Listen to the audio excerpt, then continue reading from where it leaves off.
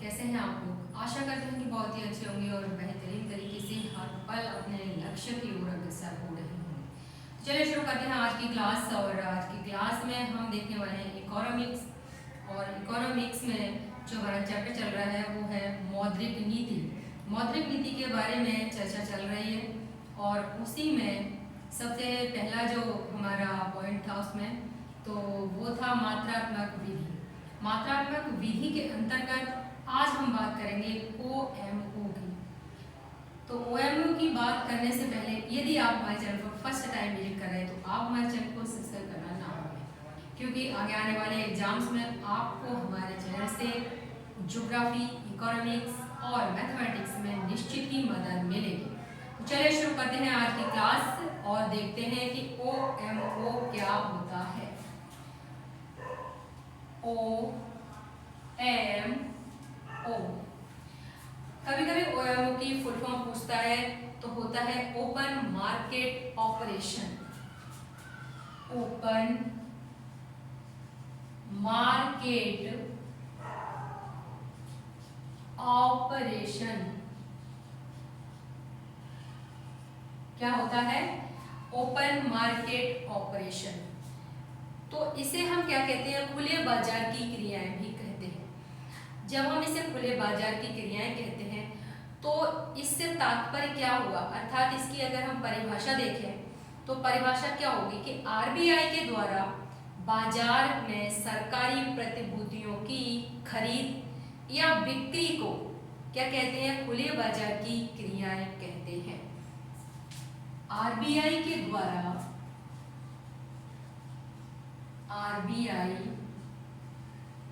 द्वारा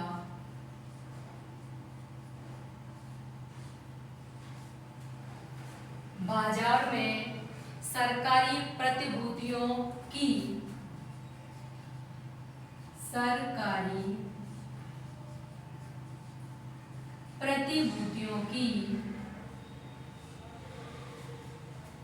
खरीद व बिक्री को OMO कहते हैं। अब बात आती है यहाँ पर कि दूसरी तरीके से पूछेगा अगर प्रश्न तो किस प्रकार से बनेगा। तो ये भी कह सकते हैं कि RBI के द्वारा सीधे तौर पर सरकारी प्रतिभूतियों का RBI के द्वारा सीधे तौर पर सरकारी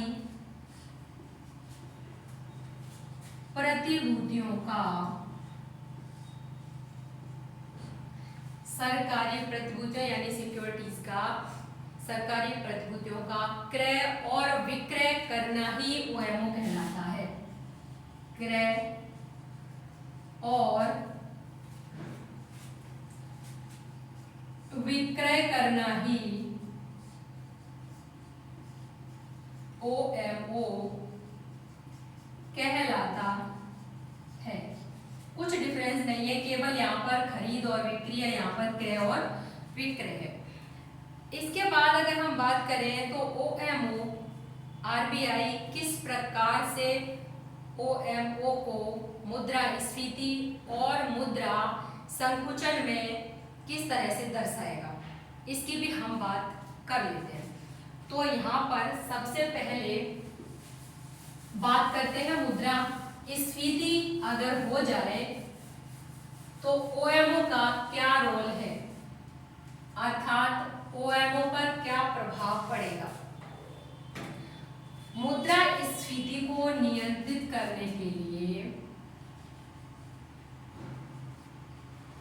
मुद्रा स्फीति को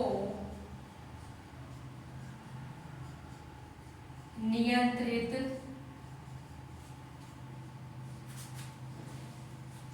करने के लिए मुद्रा स्फीति को नियंत्रित करने के लिए या तरलता को नियंत्रित करने के लिए या तरलता को नियंत्रित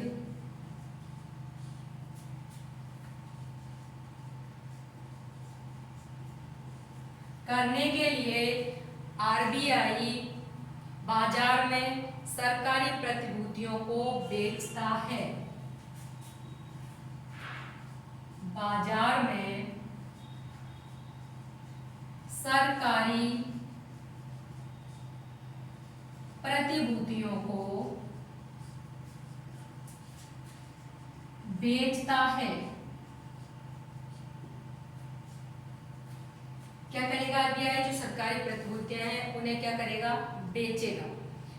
अब बात आती है यहाँ प्रतिभूतियों की। कई बार बात हो गई, तो प्रतिभूति है क्या? अर्थात सरकार द्वारा अपनाया गया एक माध्यम है जिसके द्वारा कि सरकार बाजार से ऋण की व्यवस्था कर लेती है।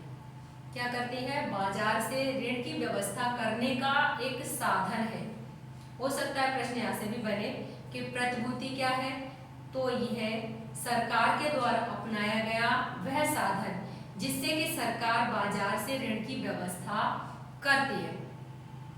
अब बात आती है कि बाजार में क्या करेंगे? प्रतिभूति को सरकार बेचती है मुद्रास्फीति को नियंत्रित करने के लिए।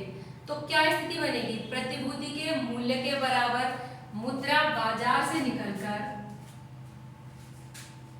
प्रतिभूति के मूल्य के बराबर मुद्रा बाजार से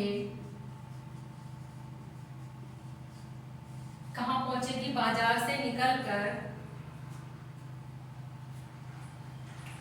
आरबीआई के पास चली जाएगी, क्योंकि आरबीआई तो खरीद कर रहा है, आरबीआई तो बेच रहा है प्रतिभूति को। तो पैसा जो किसके पास जाएगा? वो आरबीआई के पास चला जाएगा। आरबीआई के पास चली जाती है, आरबीआई के पास चली जाती है, आरबीआई के पास चली जाती है। फिर क्या होगा? तो फिर कंडीशन होगी कि बाजार में मुद्रा की पूर्ति में कमी आ जाएगी। जब बाजार से मुद्रा सरकार के पास चली जाती है तो बाजार में मुद्रा की पूर्ति में कमी आ जाएगी।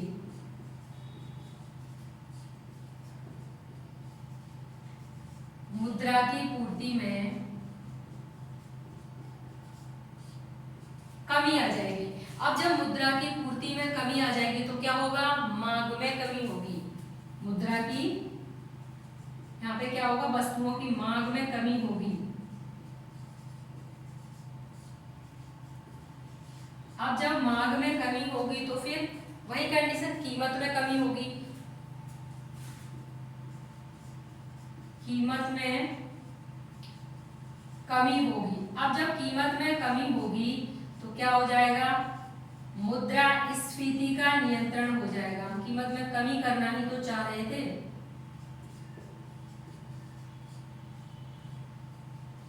तो यहाँ पर क्या हो गया? ये मुद्रास्फीति का नियंत्रण हो गया। अर्थात ओएमओ को किस प्रकार से प्रयोग करता है आरबीआई? मुद्रास्फीति की कंडीशन। अगर यहीं पर कंडीशन दूसरी हो जाती है कि मुद्रास्फीति की बजाय क्या है?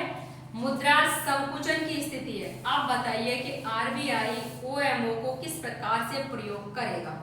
तो मुद्रा संकुचन या मंदी को नियंत्रित करने के लिए, मुद्रा संकुचन को नियंत्रित करने के लिए या तरलता को नियंत्रित करने के लिए बाजार में सरकारी प्रतिभूतियों को क्या करेगा? बाजार से सरकारी प्रतिभूतियों को खरीदता है। अभी क्या कर रहा था? बेच रहा था। अब क्या करेगा? सरकारी प्रतिभूतियों को खरीदता है। अब जब खरीदेगा तो क्या होगा? प्रतिभूति के मूल्य के बराबर मुद्रा आरबीआई से निकलकर कहां पहुंच जाएगा? बाजार में चली जाती है। प्रतिभूति के मूल्य के बराबर मुद्रा बाजार से निकलकर आरबीआई से निकलकर कहां पहुंच जाएगी? बाजार के पास। उल्टा हो जाएगा यहाँ।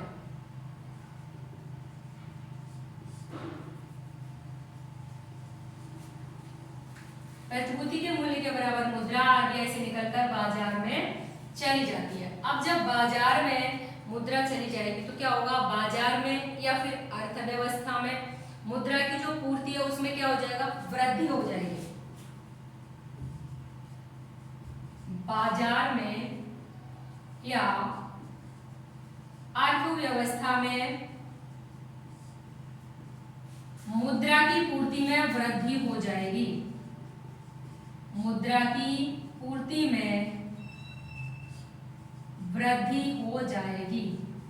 अब स्वाभाविक है कि जब मुद्रा है तो आप क्या करेंगे, सामान खरीद सकते हैं। तो यहाँ क्या हो जाएगा, मांग में वृद्धि हो जाएगी। वस्तुओं और सेवाओं की मांग में वृद्धि हो जाएगी। अब देखिए, मांग में वृद्धि हो जाएगी तो क्या हो जाएगा, जब मांग में वृद्धि होगी तो कीमतों में क्या होगा, कीमतों में वृद्धि होगी और मुद्रा संकुचन का नियंत्रण हो जाएगा। कीमतों में वृद्धि हो गई, अब क्या हुआ, मुद्रा संकुचन का नियंत्रण हो गया।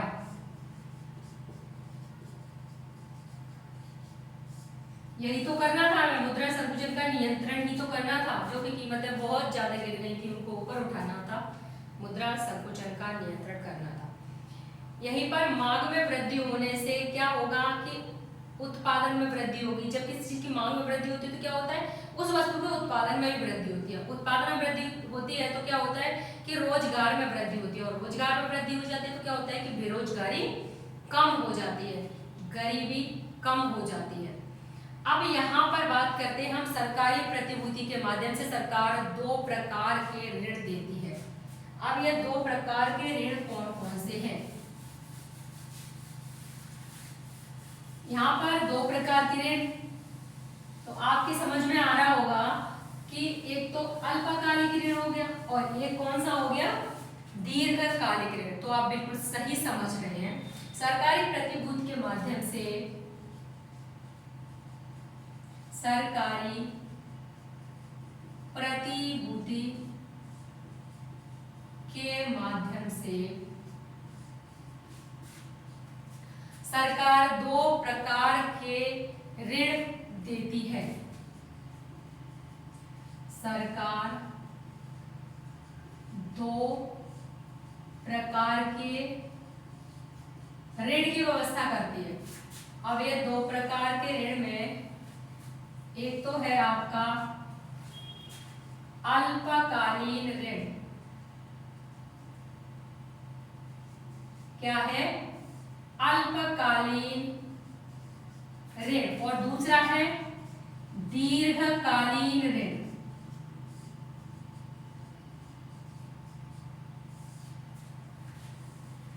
अब यहां बात करें हम अल्पकालीन ऋण की बात कर रहे हैं तो ये ऋण क्या है, सबसे पहली बात यहाँ पे बात करते हैं ट्रेजरी बिल की। किसकी, ट्रेजरी बिल की बात कर रहे हैं। अब ये ट्रेजरी बिल है, इसकी बात करें तो 1 साल से नीचे की बात करते हैं, अर्थात 364 दिन तक की बात करते हैं यहाँ पर। तो सबसे पहला एक तो हो सकता है 91 डेज यानी कि 91 दिन का। अगर हम इसका डबल करें तो कितना हो जाएगा, 2 एकम 2 2 18 यानी कि 182 दिन हो जाएगा। और अगर हम इसको भी डबल कर दें तो कितना हो जाएगा, 2 दूना 4 2 8 16 और 2 एकम 2 और 1 3 अर्थात 364 दिन। यहाँ पर 1 2 3 यानी कि 91 दिन का होता है, 182 दिन का होता है, 364 दिन का होता है। अब यहाँ पर ही यह पूछ लेता है, इन तीनों को देकर एक चौथा और देगा और बोलेगा ट्रेजरी बिल बताइए कि कितने दिन का नहीं हो सकता। तो अगर 91 है तो सही है, 182 है ये भी सही है, 364 है ये भी सही है, और अदर कोई सा भी नंबर है तो वो क्या है, वो रॉन्ग है। तो हमें ये 3 बहुत अच्छी तरह से याद कर लेना है। अब बात करते हैं दीर्घकालीन की। तो दीर्घकालीन में क्या है, सरकारी बॉन्ड,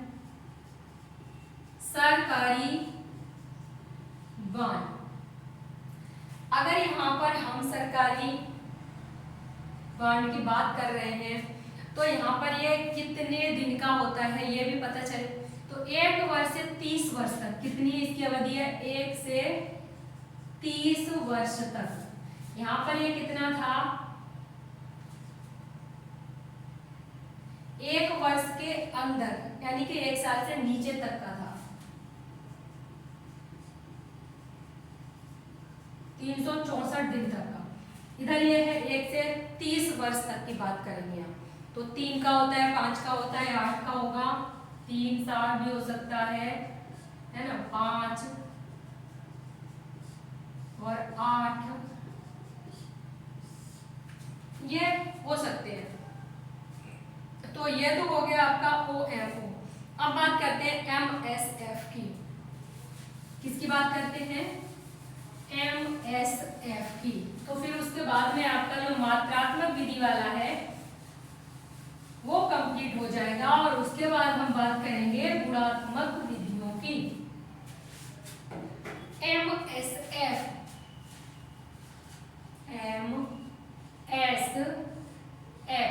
अब बताइए कि MSF की फुल फॉर्म क्या है। जैसे कि पहले बता चुके हैं, मार्जिनल स्टैंडिंग फैसिलिटीज, मार्जिनल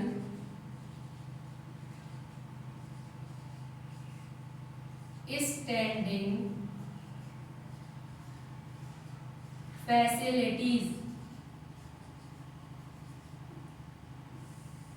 अर्थात सीमांत स्थायी सुविधा।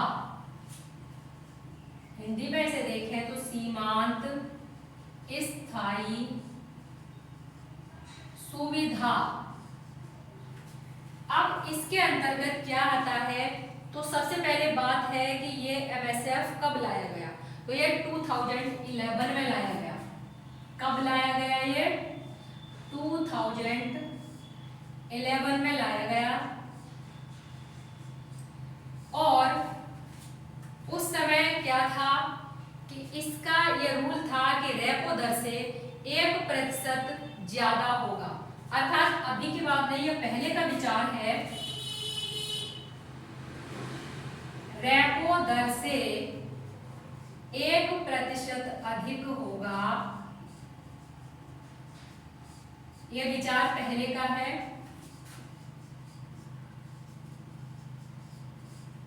अर्थात RBI जो रेपो दर निश्चित करेगा उससे 1% अधिक की बात पहले की जाती थी।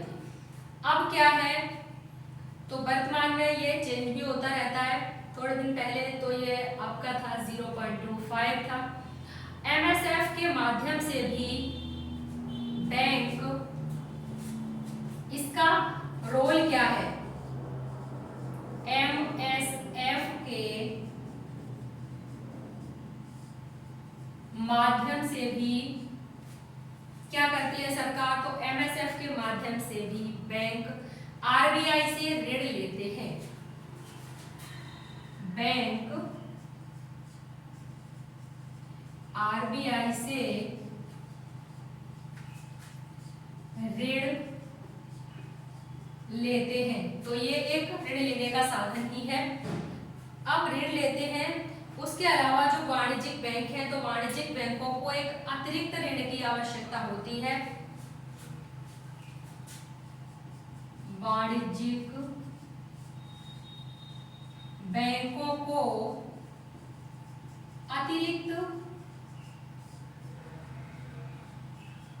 ऋण की आवश्यकता होती है।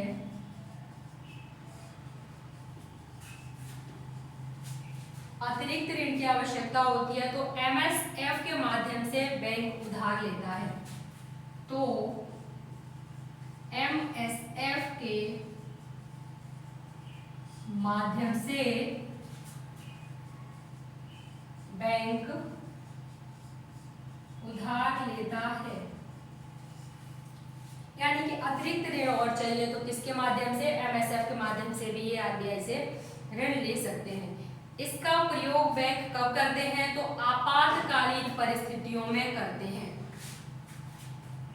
MSF का प्रयोग कब किया जाता है, आपातकालीन परिस्थितियों में। यहां से ये